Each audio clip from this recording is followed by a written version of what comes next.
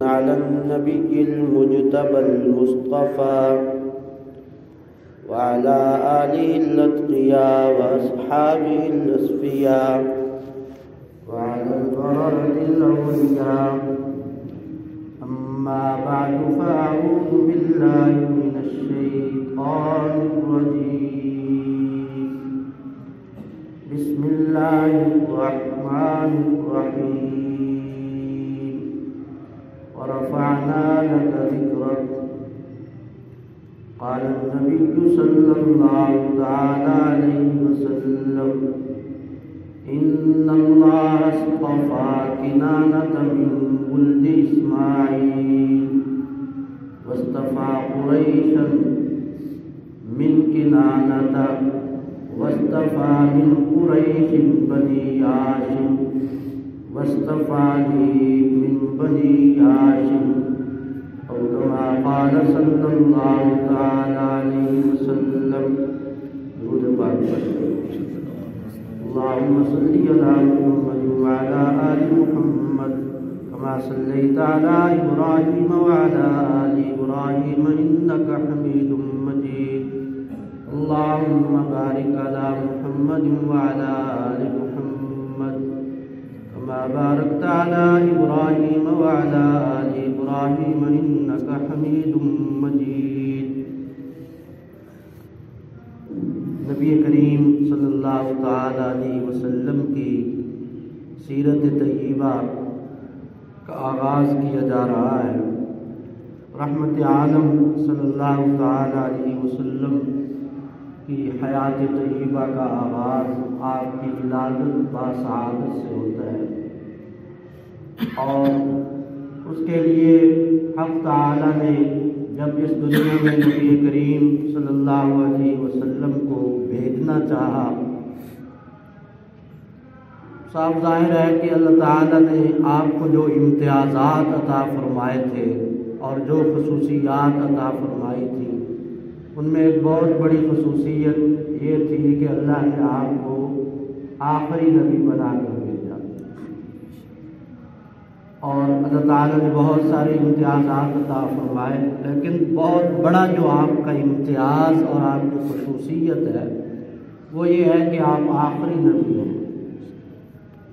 اس لیے حق تعالیٰ نے آپ کو ہر لحاظ سے آپ کے لیے انتخاب کیا اور چنا. مختلف چیزوں کا آپ کے لیے انتخاب کیا گیا.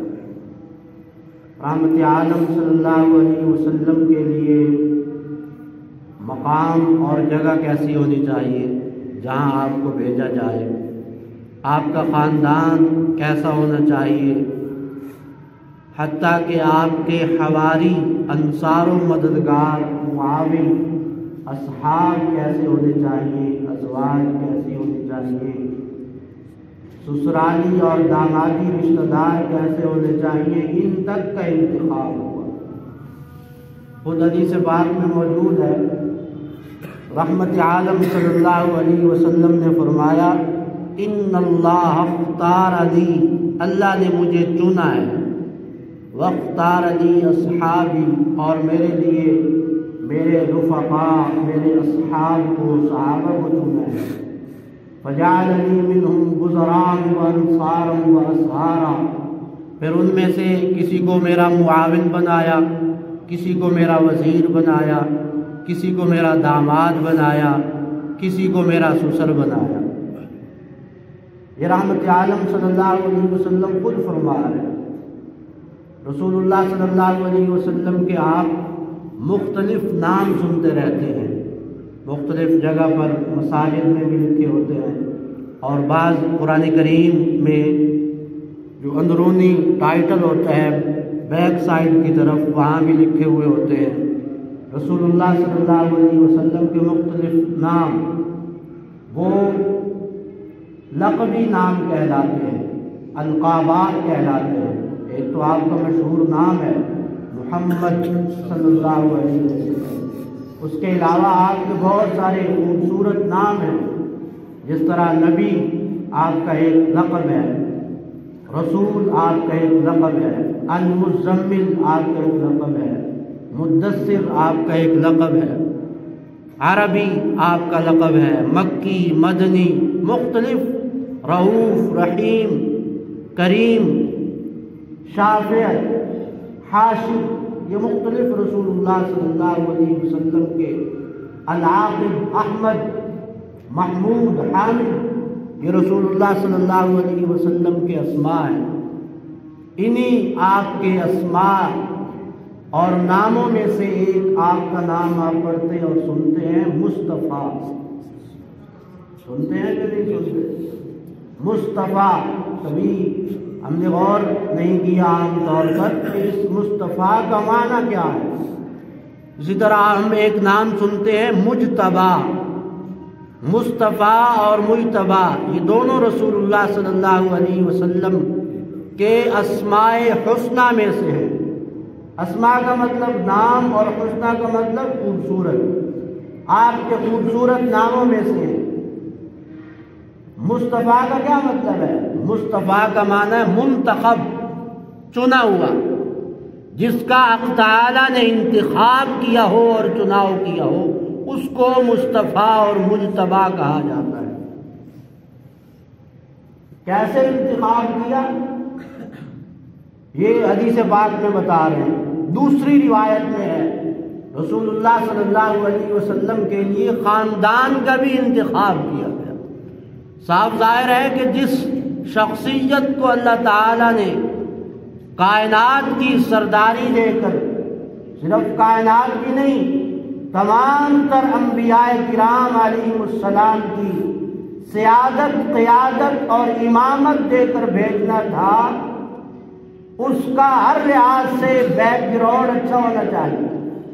اس کا خاندان، اس کا قبیلہ، اس کا وطن، اس کے والدین، اس کے تعلق والے، اس کے رشتہ دار، اس کی اولاد، اس کی ازواج، اس کے معاون و مددگار، ہر ایک چھانٹا ہوا اور چنا ہوا ہونا چاہیے۔ کیوں؟ اس لباس پر اگر کوئی بھی داغ لگے گا تو خدا نخواستہ شان نبوت داغدار ہو جائے۔ لباس نبوت پر داغ حق تعالیٰ کو برداشت نہیں ہے، اس لیے انتخاب فرمایا۔ صحیح مسلم کی روایت ہے، حدیث پاک کی یہ مشہور کتاب ہے صحیح مسلم۔ رحمت عالم صلی اللہ علیہ وسلم نے خود فرمایا ان اللہ اصطفیٰ کنانۃ من ولد اسماعیل، حق تعالیٰ نے اسماعیل کی اولاد سے بنو کنانہ کو منتخب کیا اور چنا۔ اس سے اگر ہم اوپر جائیں اور قرآن کریم اور احادیث طیبہ کو دیکھیں تو اللہ تعالیٰ نے پہلے خود جناب اسماعیل کا انتخاب کیا رسول اللہ صلی اللہ علیہ وسلم کے لیے۔ جناب حضرت ابراہیم علیہ السلام نے جب اپنے بیٹے حضرت اسماعیل کے ساتھ مل کر کعبۃ اللہ کی بنیادیں کھڑی کی، کعبۃ اللہ کو قائم کیا، عمارت تعمیر کی کعبۃ اللہ کی، اس موقع پر اللہ تعالیٰ سے دعا مانگی، ربنا وابعث فیہم رسولا منہم، اے اللہ ان میں ایک پیغمبر بھیج۔ وہیں پر کھڑے ہو کر دعا مانگی۔ اتنا بڑا کارنامہ تھا یہ جناب ابراہیم خلیل اللہ کا۔ اس کے بعد جو دعا تھی وہ بھی بڑی اہم تھی۔ اتنا بڑا کوئی کام کرے، اس کے بعد جو کوئی چیز مانگے گا تو خاص ہی مانگے گا۔ آپ ایک عالیشان مسجد تعمیر کریں، اس کے لیے آپ جگہ خریدیں، پھر آپ اس کی تعمیر کریں، اور آج ہم مزدوروں سے کام کرواتے ہیں۔ یہاں معمار بھی ابراہیم تھے اور مزدور بھی ابراہیم اور اسماعیل تھے علیہم السلام۔ خود ہی معمار ہیں اور خود ہی مزدور ہیں، خود ہی پتھر اٹھا اٹھا کے لا رہے ہیں اور تعمیر میں لگے ہوئے ہیں۔ آخر میں جو چیزیں مانگی جائیں گی صاف ظاہر ہے کہ وہ بڑے پوائنٹ کی اور بڑی اہمیت کی حامل ہوں گی۔ حق تعالیٰ سے دعا مانگی، ربنا وابعث فیہم رسولا من انفسہم، اللہ ان میں ایک رسول بھیج جو انہی میں سے ہو۔ کام اس کا کیا ہو، مشن، مقصد اور کاز کیا ہو، یتلو علیہم آیاتک، تیرے قرآن کی آیتیں پڑھ پڑھ کر ان کو سنائے، وَيُعَلِّمُهُمُ الْكِتَابَ وَالْحِکْمَةَ، قرآن کریم کی تعلیم دے، سنت کی تعلیم دے، دانائی سکھلائے، وَيُزَكِّيهِمْ، اور ان کے قلوب و اذہان کو سیقل کر دے، صاف کر دے، منقع، مصفع اور مزکہ کر دے، یہ کام ہو اس کا۔ جناب ابراہیم خلیل اللہ علیہ السلام کو اللہ تعالی نے بڑھاپے میں 2 بیٹے عطا فرمائے تھے، ایک جناب اسماعیل اور ایک جناب اسحاق علیہ السلام۔ جناب اسحاق حضرت ابراہیم کے بعد رسول اللہ صلی اللہ علیہ وسلم تک جتنے بھی انبیاء آئے ہیں وہ اولاد ابراہیم سے، جتنے بھی انبیاء آئے، اسی وجہ سے ان کو ابو الانبیاء کہا جاتا ہے، انبیاء کے باپ۔ پہلے باپ جناب آدم ہے اور دوسرے جناب ابراہیم ہے۔ یہی وجہ ہے کہ رسول اللہ صلی اللہ علیہ وسلم جب معراج کی شب تشریف لے گئے آسمانوں پر، جس کا تذکرہ 15ویں پارے کی پہلی آیت سورہ اسراء کی پہلی آیت میں موجود ہے، اس موقع پر ہر نبی نے، مختلف انبیاء نے استقبال کیا مختلف آسمانوں پر۔ 2 نبی ایسے تھے جنہوں نے رسول اللہ کو بیٹا کہا، ہر نبی بھائی کہتا رہا، مرحبا بالاخ الصالح، ہمارے نیک بھائی کو مرحبا۔ اخن عربی زبان میں بھائی کو کہا جاتا ہے، جمع اس کی اخوتن آتی ہے۔ مرحبا بالاخ الصالح، ہمارے نیک بھائی کو خوش آمدید۔ یہ صحیح لفظ فارسی میں خوش آمدید ہوتا ہے۔ بعض پڑھے لکھے لوگ اپنی تعلیم جتلانے کے لیے بڑا منہ باریک کر کے کہتے ہیں خوش آمدید۔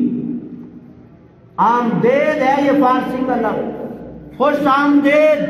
وضاحت اس لیے کی ہے نا، باہر جا کر لوگ کہتے ہیں مولوی کو تو لفظ بولنے نہیں آتے، مولوی تو غلط لفظ بول رہا تھا، لفظ ہوتا ہے خوش آمدید اور یہ کہہ رہا تھا خوش آمدید، میں نے اس لیے وضاحت کیا۔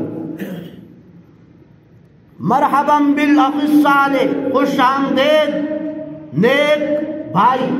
2 شخصیات، 2 نبی ایسے تھے جنہوں نے بیٹا کہا، ایک جناب آدم اور دوسرے جناب ابراہیم خلیل اللہ علیہ السلام۔ مرحبا بالابن الصالح، ہمارے نیک بیٹے کو خوش آمدید، مرحبا، ویلکم، جی آیا نو۔ یہ جناب آدم اور جناب ابراہیم نے فرمایا۔ تمام تر انبیاء جناب ابراہیم کی اولاد سے آئے، لیکن خصوصیت کی بات کیا ہے کہ جناب یعقوب علیہ السلام سے لے کر حضرت عیسیٰ علیہ السلام تک بنی اسرائیل کے انبیاء کی ایک لمبی فہرست ہے، ایک لمبی تعداد ہے۔ یہ سارے کے سارے حضرت اسحاق کی اولاد سے، جناب اسماعیل کی اولاد سے کوئی نبی نہیں آیا، کوئی نبی نہیں آیا۔ ایک نبی آئے، آخری نبی، جو تمام انبیاء پر عظمت، رفعت، مقام و مرتبہ میں بلند و بالا تر۔ تو پہلا انتخاب کہاں ہوا؟ اوپر جناب اسماعیل کا، پھر اسماعیل کی اولاد میں بھی فرمایا بنو کنانہ کا انتخاب ہوا، اور پھر وَاصْطَفَىٰ قُرَيْشًا مِّن کِنانَةَ، کنانہ میں سے قریش کا انتخاب ہوا۔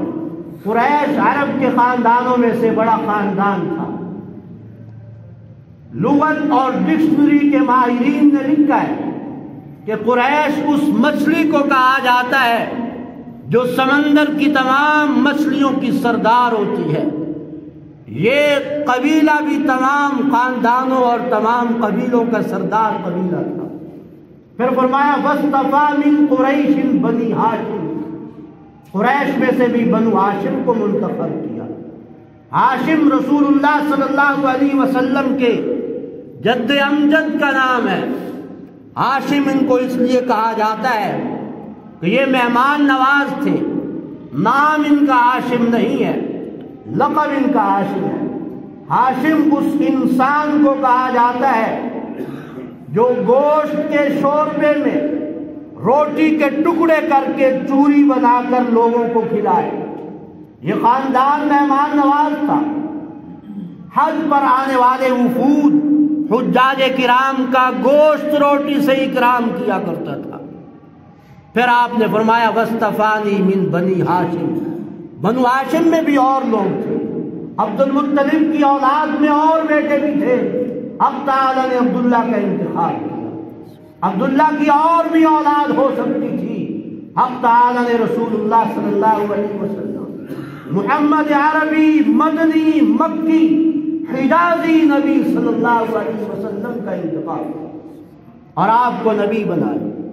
پھر آپ اس دنیا میں آئے، جب سورج طلوع ہوتا ہے طلوع ہونے سے پہلے اپنی کرنیں دکھاتا ہے، کائنات میں پھوٹنا شروع ہو جاتی ہے۔ صبح آپ اٹھتے ہیں، فجر کی نماز کے لیے سورج نکل چکا ہوتا ہے؟ نہیں نکلا ہوتا، لیکن اندھیرا چھٹ رہا ہوتا ہے یا نہیں چھٹ رہا ہوتا؟ روشنی پھوٹ رہی ہوتی ہے یا نہیں پھوٹ رہی ہوتی؟ رحمت عالم صلی اللہ علیہ وسلم تشریف لائے ہیں۔ سیرت کی کتابوں مواہب لدنیہ اور سیرت ابن ہشام وغیرہ، سیرت حلبیہ، مستند کتابوں میں یہ بات موجود ہے۔ جناب آمنہ کہتی ہیں جب یہ بچہ میرے پیٹ میں آیا دنیا کا نقشہ ہی تبدیل تھا۔ میں چلتی ہوں، بادل میرے سر پہ سایہ کرتے ہیں، پتھروں پر قدم رکھتی ہوں، پتھر موم بن جاتے ہیں، میرے بدن سے خوشبوئیں اٹھتی ہیں۔ جناب عبداللہ کہتے ہیں آمنہ بیوہ خاتون خوشبوئیں نہیں لگایا کرتی۔ جناب عبد المطلب کہتے ہیں سسر، جناب عبداللہ انتقال کر گئے، سسر کہتے ہیں بیٹی بیوہ خاتون خوشبو نہیں لگایا کرتی۔ کہتی ہیں ابا جان خوشبو کس نے لگائی ہے؟ عالم تصور میں کہتا ہوں۔ آمنہ کہتی ہیں ابا جان خوشبو والا نبی میرے پیٹ میں آ گیا، بدن سے خوشبوئیں پھوٹ رہی ہیں۔ جناب آمنہ کہتی ہیں ایسا حمل کوئی آسان حمل نہیں ہوتا جس قدر سہل یہ تھا۔ پھر دنیا میں تشریف لائے، ابھی پیٹ میں ہے، اللہ تعالیٰ نے باپ کا سایہ چھین دیا۔ 6 ماہ کے تھے پیٹ میں، باپ کا سایہ سر سے اٹھ گیا۔ تشریف لائے ہیں، سیرت کی کتابوں میں ہے زمین پر دونوں ہاتھ رکھے، جس کو بعض لوگوں نے سجدے سے تعبیر کیا کہ آپ نے آتے ہی گویا کہ حق تعالیٰ کی بارگاہ میں سجدہ کیا۔ پھر مٹھی بھری ہے مٹی کی اور پھر چھوڑ دیا ہے۔ آپ پیدا ہوئے وُلِدَ مَخْتُونًا، لوگوں کا ختنہ کرنا پڑتا ہے، آپ کا ختنہ ہوا ہوا۔ آپ پیدا ہوئے ہیں، آپ کی والدہ کو وہ خون نہیں آیا جو ایک عورت کو بچے کی پیدائش کے بعد آتا ہے۔ آپ پیدا ہوئے ہیں، آپ کے بدن پر وہ نجاست نہیں تھی جو بچہ ماں کے پیٹ سے باہر آتا ہے تو بدن پر نجاست ہوتی ہے، اور یہ نجاست ہو کیسے سکتی ہے؟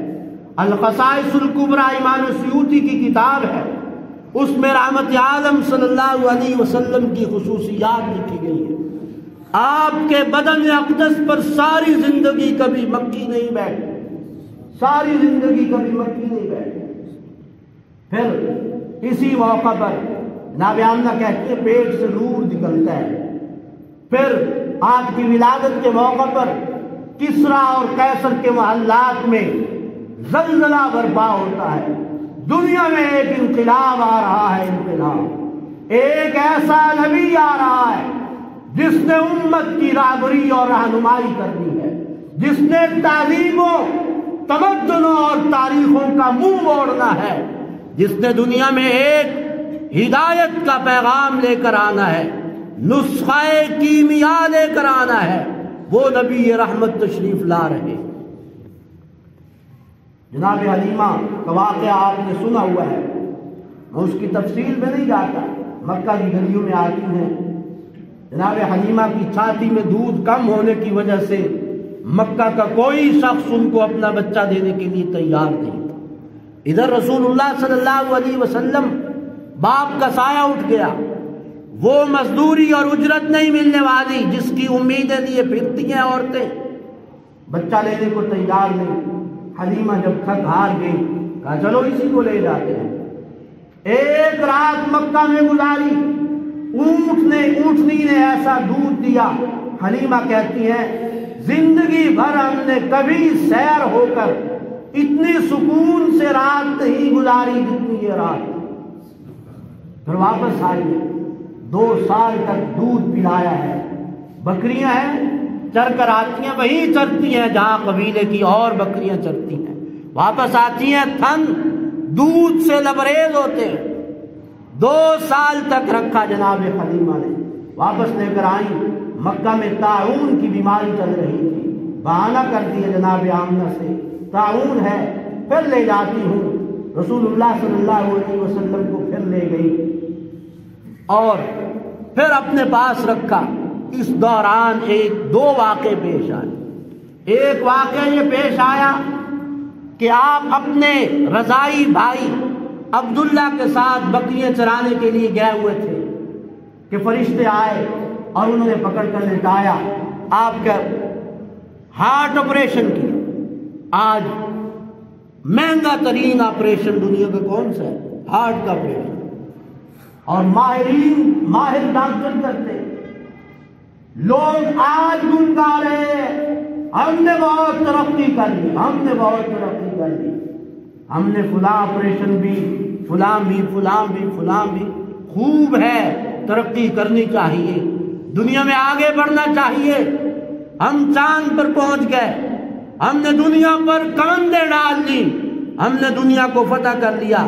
میں نے کہا تم آج یہاں پہنچے ہو، آمنہ کے لال کا 4 مرتبہ ہارٹ آپریشن ہوا ہے، حق تعالی نے فرشتوں کو بھیج کر کروایا ہے، جب کوئی ریسرچ نہیں تھی، ٹیکنالوجی نہیں تھی۔ میرے رب نے بتایا اصل قادر اور مختار میں ہوں، دنیا کے تمام اختیارات اور قدرتیں میرے ہاتھ۔ جب کسی نے سوچا بھی نہیں تھا چاند کا، رحمت عالم اس وقت 7 آسمان پار کر کے باری تعالیٰ کے دربار میں پہنچے۔ یہ رسول اللہ صلی اللہ علیہ وسلم ہے۔ مزید حالات پھر انشاءاللہ، وآخر دعوانا الحمدللہ رب العالمین۔